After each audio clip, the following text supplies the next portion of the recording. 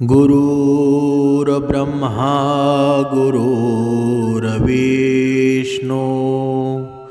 गुरुर्देवो महेश्वरा सद्गुरु साक्षात परब्रह्मा तस्मै श्री सद्गुरुवे नमः। जय जय रघुवीर समर्थ श्रीराम समर्थ। सद्गुरु चरणांना नतमस्तक होऊन आपण या सुंदर सकाळच्या मनमोहक वातावरणामध्ये या निरूपणाची सुरुवात करूया। आज आपण पाहणार आहोत की समर्थ विचार असतात आपल्या जीवनामध्ये प्रत्येक क्षणी उपयोगी पडत असतात।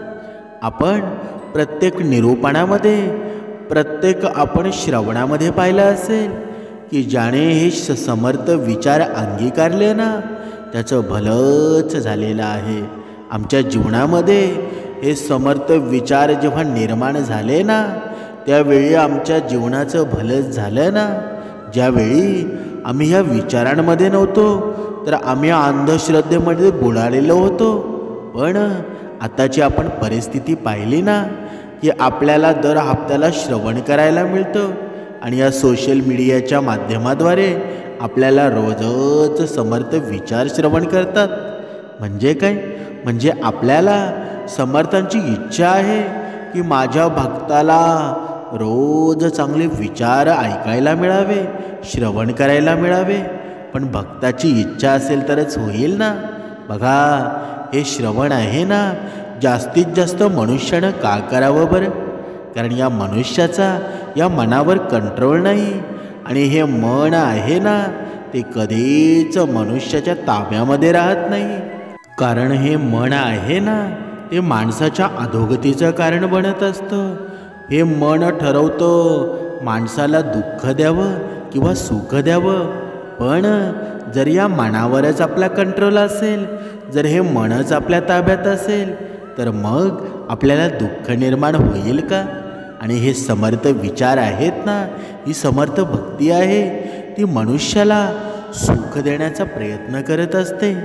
मनुष्यानं जीवनामध्ये कसं वागावं, मनुष्याने जीवनामध्ये कसा व्यवहार करावा, प्रत्येक गोष्टीमध्ये प्रत्येक कामामध्ये हे समर्थ विचार प्रेरित करत असतात। म्हणून समर्थांच्या जीवनामध्ये एक घडलेला आपण प्रसंग पाहूया। समर्थांच्या या शिष्य मंडळीमध्ये सर्व प्रकारचे शिष्य होते।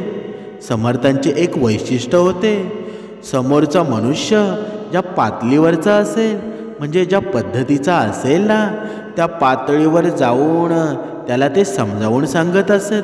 म्हणून प्रत्येक संतांची तीच ओळख असते ना, जर लहान कोणी असेल तर लहान होऊन जावं, जर मोठा कोणी असेल तर मोठा होऊन जावं, जर प्राणी असेल तर प्राणी होऊन जावं। म्हणजे जसा भक्त असेल तसं परमात्म्याला व्हावं लागतं। आणि संतांनी हेच केलं ना, एकदम सोप्या मार्गामध्ये या मनुष्याला अधोगतीपासून वाचवलं, म्हणजे मनुष्याच्या जीवनाचं भलंच केलं ना। म्हणून आपण पाहत होतो की समर्थ होते ना ते प्रत्येक माणसाला प्रेमाने समजावून सांगत असत। म्हणजे समर्थांची उपदेशाची भाषा असते ती अत्यंत साधी आणि सोपी होती। प्रेमामध्ये गोडवा होता आणि विचारांची प्रेरणा होते ना ती मनुष्याच्या मनामध्ये बिंबवून टाकत असत। म्हणजे एकदा धोंडीबा नावाच्या शिष्यानं समर्थांना विचारलं, महाराज माझ्या मनाची उन्मत्ती अवस्था कशी होईल बरं? म्हणजे या समर्थांनी त्याला त्याच्या भाषेमध्ये उत्तर दिलं, मनाचे तू ऐकू नकोस। समर्थांनी काय सांगितलं बरं? त्या धोंडीबा नावाच्या शिष्याला समर्थांनी काय सांगितलं, हे धोंडीबा तू मनाचे अजिबात ऐकू नकोस, म्हणजे तुला हवं तसं होईल। धोंडीबानं ते ऐकलं आणि समर्थांचा निरोप घेऊन तो घरी निघाला। आपण आता घरी जावं असं त्याच्या मनामध्ये आलं, पण समर्थांनी तर सांगितलं आहे की तू मनाचं ऐकू नकोस, म्हणून त्यानं घरी जायचं नाही असं ठरवलं. बघा, पण मनामध्ये आलं रानात जावं, पण मनाचं ऐकायचं नसल्यामुळं रानातही तो जाऊ शकत नव्हता. नंतर त्याच्या मनामध्ये येऊ लागलं की आपण इथे एक झोपडी बांधून राहावं, पण मनाचं त्याला ऐकायचं नव्हतं. समर्थांनी सांगितलेलं होतं ना की तू मनाचं ऐकू नकोस, कारण हे मन आहे ना, तुझं मन एवढं चालतं ना, एका क्षणात आभाळी जातं, एका क्षणात कुठे जातं ना तुला कळतसुद्धा नाही. सैरा वैरा सर्व गावे फिरून येतं तरीसुद्धा तुला कळत नाही. तेव्हा धोंडीबाच्या लक्षात आलं की मनात परस्पर विरोधी विचार येत राहतात. म्हणजे बघा, आपल्यासुद्धा मनामध्ये असे अनेक प्रकारचे विचार येतात. जेव्हा आपण उपासनेला बसतो ना तेव्हा आपल्याला कंटाळा येतो. पण हा कंटाळा काय येतो बरं? समर्थ आपली परीक्षाच घेत असतात ना, की समर्थ हा आळस रूपी हा जीव आहे ना, तो तुमच्यामध्ये लोटण्याचा प्रयत्न करतात. की हा भक्त आहे ना, ह्या नामामध्ये गुंतलेला असला तरी याच्यामध्ये अहंकार आहे की नाही हे पाहण्याचा प्रयत्न करत असतात. पण आपण मात्र लगेच कोमेजून जातो, लगेच उपासना अर्धी सोडून जातो, लगेच उपासना आपण घाईघाईने करतो. म्हणूनच समर्थांनी सांगितलेलं आहे, या मनाचं तू ऐकू नकोस. जरी तुला आळस येत असेल ना तरी तू उपासना कधी सोडू नकोस. म्हणून आपण पाहत होतो त्या धोंडीबाच्या लक्षामध्ये आलं की माझ्या मनामध्ये वेगवेगळे विचार येत आहेत. अशा वेळी मी काय करावं बरं? एकदा वाटतं घरी जावं, एकदा वाटलं घरी जाऊ नये. मग म्हणायचं ऐकायचं नाही म्हणजे तरी काय? धोंडीबाच्या लक्षात आलं की मनात सतत विचार येत राहतात, ते ऐकायचे नाही. म्हणून धोंडीबानं श्रीराम जय राम जय जय राम, बघा, हा जप करणं सुरू केला आणि मनातल्या मनामध्ये तो जप ऐकत राहिला. अशा प्रकारे मनात विचार येऊ नये म्हणून तो 72 तास तो जप करत राहिला. आणि 72 तासानंतर त्याच्या मनाची उणमणी अवस्था झाली. अगदी सोप्या शब्दामध्ये समर्थांनी उपदेश केला आणि अत्यंत श्रद्धेने धोंडीबानं ते ऐकलं आणि त्याचं भलंच झालं ना. त्याच्या मनाची उणमणी अवस्था म्हणजे ईश्वररूपी मिळून जाणं. म्हणजे अध्यात्मात श्रद्धा असले ना की लगेच काम होतं. म्हणून आत्मसाक्षात्कार झाल्यानंतर प्रथमतः सामान्य लोकांनाही परमार्थिक मार्गास लावावं अशी इच्छा रामदास स्वामींना साहजिकच झाली ना. पण पुढील 12 वर्षाच्या प्रवासात त्यांनी जे पाहिलं, जे भयंकर विदारक अनुभव घेतले, त्यांनी त्यांच्या चारित्र्यास एक वेगळीच कलाटणी मिळाली. त्या काळी बघा, आपल्याला सर्व माहीत असेल की समर्थ रामदासांनी हा भक्तिमार्ग पूर्ण जनतेसमोर मांडला, पूर्ण समाजासमोर मांडला. पण याची गरज का पडली बरं? कारण त्या काळामध्ये भारतातील जनता कमालीच्या हीणमध्ये, दीन त्रस्त अपमानित अवस्थेमध्ये काळ कंठित होती. म्हणजे या सत्तेच्या अमानुष्य जुलमाखाली भरडली जात होती. आणि लोकांची मालमत्ता असू द्या, बायका मुलं असू द्या, आया बहिणी असू द्या, देव धर्म संस्कृती काहीच सुरक्षित वाटत नव्हतं. आणि ही जनतेची हृदयद्रावक अवस्था पाहून समर्थांनी अत्यंत अस्वस्थ आणि उद्विग्न झाले. सर्वस्वी निस्सत्व आणि दुर्बळ झालेल्या आपल्या समाजास परमार्थाचा उपदेश करावा आणि या समाजाला या अंधश्रद्धेतून बाहेर काढावं, हे समर्थांनी मनामध्ये विचार केलाच ना. समाजाला प्रथम संघटित केलं पाहिजे आणि शक्ती संपन्न बनवलं पाहिजे. म्हणून समाजाचा हा लुप्त झालेला आत्मविश्वास पुनर्जागृत केला पाहिजे अशी त्यांची खात्रीच झाली ना. म्हणून आपल्याला जर समर्थ चरित्राचा जर आपण विचार केला ना तर आपल्याला हे सुद्धा दिसून येतं की समर्थ रामदास स्वामी होते ना, ते निसर्गप्रेमी होते. त्यांनी आपल्या निवासाच्या ज्या जागा निवडल्या होत्या त्या सर्व जागा निसर्गरम्य ठिकाणीच आहेत ना. आजही चाफळ पाहिलं असेल, शिवथरळगड पाहिला असेल, सज्जनगड पाहिला असेल, म्हणजेच समर्थांनी जसं मन एकचित्त कसं होईल ना ती जागा निवडली. आणि जोपर्यंत समर्थांनी प्रत्येक श्लोकामध्ये सांगितलेले आहे की जोपर्यंत ह्या माणसाचं मन एकचित्त होत नाही, जोपर्यंत या माणसाचं मन स्थिर राहत नाही ना, तोपर्यंत माणसाच्या जीवनामध्ये कधीच शांती मिळणार नाही, कधीच सुख मिळणार नाही. हे मन सैरावैरा भरकटच राहील. आणि ज्यावेळी माणसाचं मन भरकटत राहतं ना, तोपर्यंत त्याला व्यवस्थित निर्णयसुद्धा घेता येत नाही. म्हणूनच समर्थांनी आपल्याला हा भक्तिमार्गाची या आवड आणि गोडी निर्माण केली. जोपर्यंत माणसाच्या जीवनामध्ये ही अधोगती संपत नाही ना, तोपर्यंत सुख आणि समाधान आहे हे काय आहे ते कुणाला माहीत होणार नाही. जो या भक्तिमार्गामध्ये आहे त्याला विचारा, तू समाधानी आहेस का? तो नक्कीच तुम्हाला म्हणेल, मी माझ्या समर्थ कृपेने व्यवस्थित आहे, मला कसलीही कमी नाही. माझ्याकडे जरी पैसा नसेल ना तरी समर्थ कृपेने माझं व्यवस्थित चालू आहे. भले बघा, तो भले महिन्याला 10,000 रुपये कमवत असेल, पण समर्थ कृपेने ते 10,000 आहेत ना, ते 1,00,000सारखे त्याला पुरत असतात. म्हणजेच आपण पाहत असतो कधी कधी मनुष्याला काही माणसांना 1-1 लाख रुपये पगार असतो, तरीसुद्धा महिनाभर यायला ना, महिन्याची सांगता व्हायला ते 1,00,000 रुपये संपलेले असतात. म्हणून प्रत्येक मनुष्याने एक गोष्ट लक्षात ठेवायला हवी, प्रत्येक माऊलीनं एक गोष्ट निरंतर ध्यानात ठेवा की जोपर्यंत ही समर्थ कृपा आहे ना, तुमचे 1,000 रुपयेसुद्धा महिनाभर पुरतील. कारण का? कारण सर्व करता करविता तोच आहे ना, तुम्हाला कसलीही उणीव भासणार नाही. बघा, आता ह्या पायी दिंडी चालू झालेल्या आहेत. आळंदीची आता ही यात्रा चालू झालेली आहे आणि ही माऊलींची ही दिंडी आहे ना. बघा, ते माऊली असतात, ते भक्तजन असतात ना, त्यांच्या खिशामध्ये जेमतेम 500 ते 1,000 रुपये असतात, पण तरीसुद्धा एवढ्या लांब त्या वारीमध्ये जातात, या मनाने आनंद लुटून टाकतात. राम कृष्ण हरी, ज्ञानोबा माऊली तुकाराम. म्हणजे काय? म्हणजे या हरिनामाचं चिंतन करत करत कशी आळंदी येते ना, त्या आळंदीमध्ये जाऊन भगवंताचं कधी दर्शन घेतात ते सुद्धा कळत नाही. म्हणजे हा भाव आहे ना, तो प्रत्येक मनुष्याच्या मनामध्ये निर्माण व्हायला हवा. आणि जोपर्यंत आपण दुसऱ्यावर टीका करणं थांबवत नाही, तोपर्यंत हा भाव कधीच येणार नाही.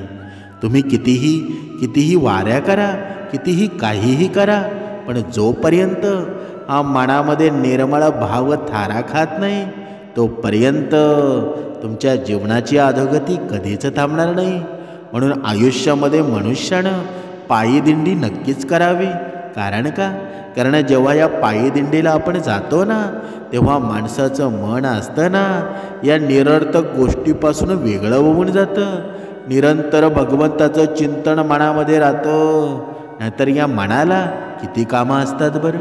जेव्हा आपण घरामध्ये असतो ना, तेव्हा या पैशापायी या मनुष्याचं वाटोळं लागलेलं आहे. तू कमवणार तरी किती आहेस? तुझ्यासाठी खाणारं आहे ना, ती 2-3 माणसं आहेत, पण तू कमवतोस 20 माणसाचं कमवतोस. मग ते ठेवणार तरी कुठे आहेस बरं? एकदा तू दिंडीला जाऊन बघ, ज्ञानेश्वर माऊलींच्या नामामध्ये तू दंग होऊन बघ.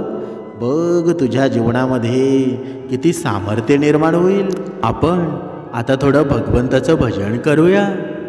रघुपती राघव राजा राम, पतित पावन सीताराम, भज प्यारे तू सीताराम, ईश्वर अल्लाह तेरो नाम, सबको सन्मति दे भगवान. रघुपति राघव राजा राम, पतित पावन सीताराम. बघा, हे भजन ऐकून तुमच्या मनाला सुद्धा अत्यंत सामर्थ्यवान निर्माण झालं असेल. अतिशय आनंद निर्माण झाला असेल. म्हणून मनुष्यानं हे भजन आहे ना, परमेश्वराचं नामसंकीर्तन आहे, ते दिवसातून प्रत्येक कामामध्ये निर्माण करायला हवं. कारण जोपर्यंत आपलं हे मन परमेश्वराची आठवण करत नाही ना, तोपर्यंत परमेश्वराचा कृपा आशीर्वाद तरी आपल्यावर कसा निर्माण होईल बरं. पण आपण काय करतो बरं? जेव्हा आपल्यावर संकट निर्माण होतं, जेव्हा आपल्या जीवनामध्ये दुःख निर्माण होतं, तेव्हा आपण भगवंताची गवस घालतो. म्हणजे तेव्हा आपल्याला भगवंत आठवतो. पण जेव्हा सुखाचे दिवस असतात ना, तेव्हासुद्धा भगवंताची आठवण आपण करायला हवी. पण असं आपण करतो का? कधीच करत नाही. म्हणून भगवंताचं आणि आपलं नातं मैत्रीचंच असावं ना. म्हणून प्रत्येक कामामध्ये भगवंताची आठवण काढल्याशिवाय त्या कामाला सुरुवात करू नका. बघा, तुमच्या जीवनामध्ये किती आनंद निर्माण होईल. गीतेमध्ये सुद्धा श्रीकृष्णांनी सांगितलेलं आहे, दुःख आहे ना, ह्या माणसाचा सर्वात चांगला मित्र आहे. म्हणून श्रीकृष्णांनी वर्णनसुद्धा केलेलं आहे. कारण का? कारण दुःख तुम्हाला भगवंताचा शोध घेऊन देत असतं. म्हणजे प्रत्येक माणसाच्या आयुष्यामध्ये नकारात्मक विचार येणं निश्चितच असतं. पण त्या विचारांना तो किती महत्त्व देतो ना, हे त्या माणसावर अवलंबून असतं. म्हणून सर्वात समजूतदार आणि स्थिर मनाचा माणूस तो आहे जो यशाचा गर्व करत नाही आणि अपयशाने दुःखी होत नाही. समर्थांनी सुद्धा सांगितलेलंच आहे ना, भित्रे लोक असतात, दुर्बल लोक असतात ना, ते याच गोष्टी नशिबावर सोडत असतात. पण जे बळवान असतात, आत्मविश्वासू असतात ना, ते कधीही नशिबावर अवलंबून राहत नाही. म्हणून गीतेनुसार असं सांगण्यात आलेलं आहे, केवळ देखावा करण्यासाठी तुम्ही कधीच चांगले बनू नका. कारण का? कारण देव तुम्हाला बाहेरून आणि आतूनही ओळखतो. म्हणून कोणाच्या सोबत चालल्याने ना आनंद मिळतो ना ध्येय. म्हणूनच माणसानं नेहमी आपल्या कर्मावर विश्वास ठेवून एकटं चाललं पाहिजे. पण मनुष्य मात्र या जीवनामध्ये चालायची त्याला गरज निर्माण होते ना, तेव्हा तो स्वतःच्या मनाने कधीच चालत नाही. जो दुसरा मार्ग दाखवतो ना, त्या मार्गावर चालायला लागतो. पण भगवंताच्या मार्गावर तो कधी चालतो का? त्याला ती कमीपणा वाटते. म्हणूनच समर्थांनी सांगितलेलं आहे ना, ही भक्ती निर्माण केली की जेणेकरून या विस्कटलेल्या मनुष्याला एकत्रित करावं. मनुष्याची ही अधोगती चालू आहे ना, ती अधोगती कुठेतरी थांबली पाहिजे आणि मनुष्याचं मन एकचित्त झालं पाहिजे. पण तरीही सुद्धा मनुष्य भक्तिमार्गात असूनसुद्धा पोटामध्ये एक आणि ओठामध्ये एक करत असतो. म्हणजे काय? म्हणजे भक्ती मार्गामध्ये असूनसुद्धा चुकीचं कार्य करतो, दुसऱ्याला फसवतो, दुसऱ्याच्या दुःखांना प्रेरित करत असतो. म्हणजे काय? म्हणजे स्वतः मात्र तो सुखामध्ये राहायचा प्रयत्न करतो, पण दुसऱ्याच्या जीवनामध्ये दुःख जरी झालं ना, तरी त्याला काहीच फरक पडत नाही. मग अशी भक्ती केल्यानं आपण समृद्ध होऊ का? अशी भक्ती केल्यानं आपल्या जीवनामध्ये समाधान निर्माण होईल का? कधीच होणार नाही. आपण एका उदाहरणाद्वारे स्पष्ट करूया की माणसाच्या पोटात एक आणि ओठात एक असेल ना, तर मनुष्याच्या जीवनामध्ये कधीच भक्ती पूर्णत्वात जाऊ शकत नाही. कारण जोपर्यंत मनुष्याचं मन निर्मळ होत नाही ना, तोपर्यंत काहीच फायदा नाही. एकदा कोल्ह्याच्या मागे शिकारी लागले होते. कोल्हा जीव वाचवण्यासाठी पळत होता. वाटेत त्याला एक सुताराचं घर लागलं आणि सुतार सुतारकाम करत होता. कोल्हा त्याला म्हणाला, सुतार भाऊ, मला लपायला कुठेतरी जागा द्या. माझ्या मागे शिकारी लागलेले आहेत, ते माझा जीव घेतल्याशिवाय राहणार नाहीत. जा माझ्या घरात जाऊन लपून बस. सुतार म्हणाला. कोल्हा घरात गेला. इतक्यात तेथे शिकारी आले आणि त्यांनी सुताराला विचारलं, का हो, येथून कोल्हा पळत गेला का? शिकारीचा राग रंग पाहून आणि आपण शिकाऱ्यांना उपयोगी पडलो तर ते कधीतरी आपल्याला उपयोगी पडतील. कोल्ह्याचा काय उपयोग बरं?